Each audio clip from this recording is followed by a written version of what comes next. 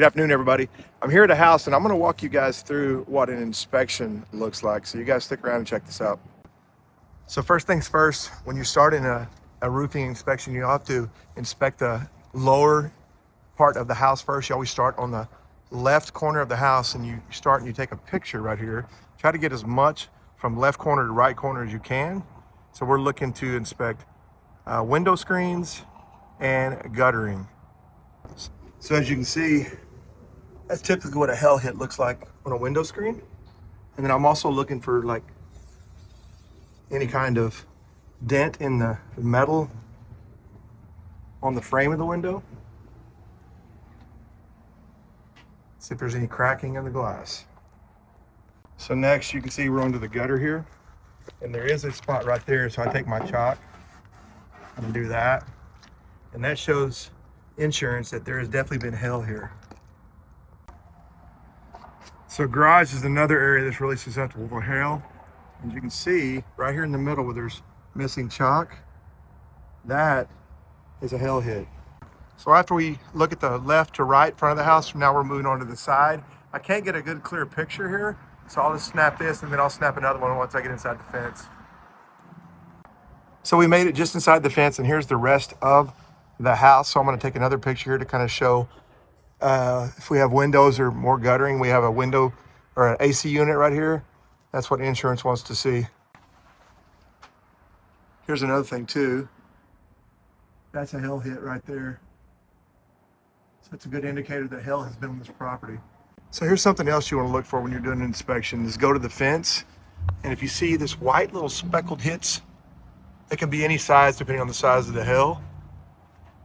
That's another good indication that hail has hit your property.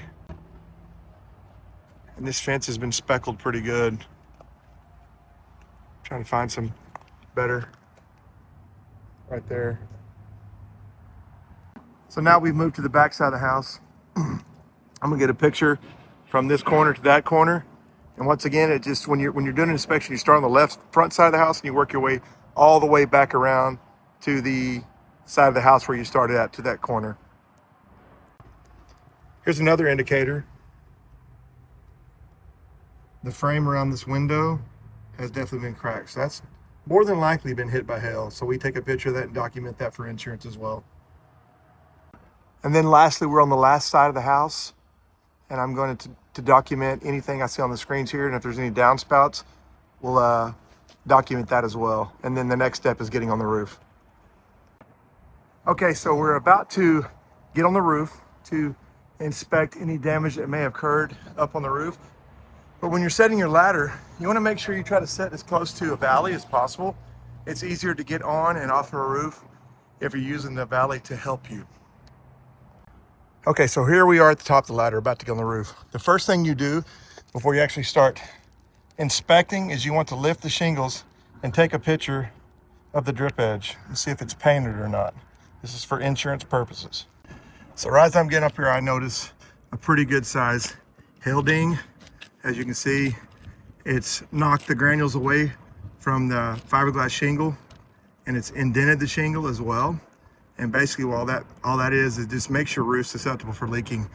The more damage you have, the less granules you have. It's just your first line of defense. And once you destroy that, now you're starting to get down into the matting. Here's another one right here as well. It's a smaller one. So this is a fairly older roof. And these are older hits, but these are really, really massive hits right here. That newer hit's gonna be darker and black.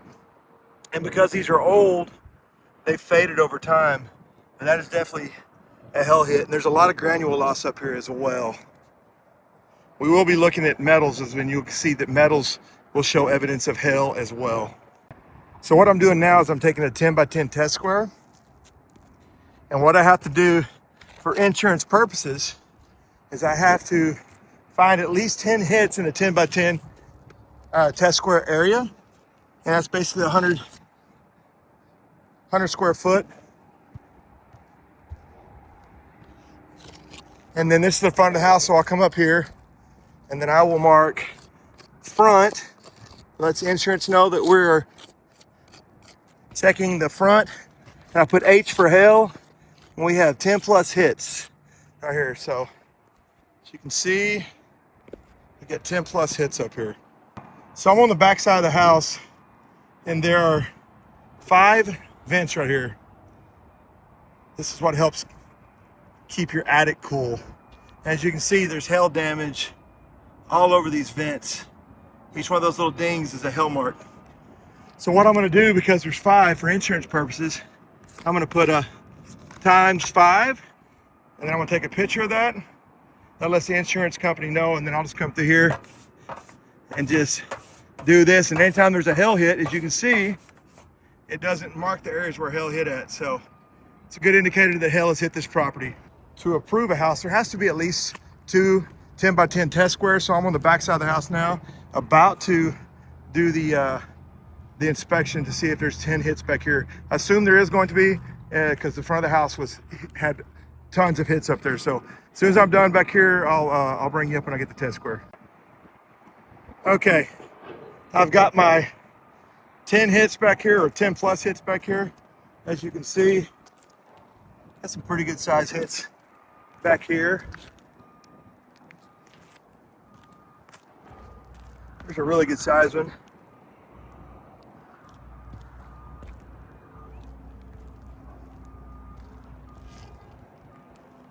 I'll show you what a chimney cap looks like that's been dinged up pretty good. So you can see it's been smoked, and every one of these vents are consistent. They all have hail damage on them.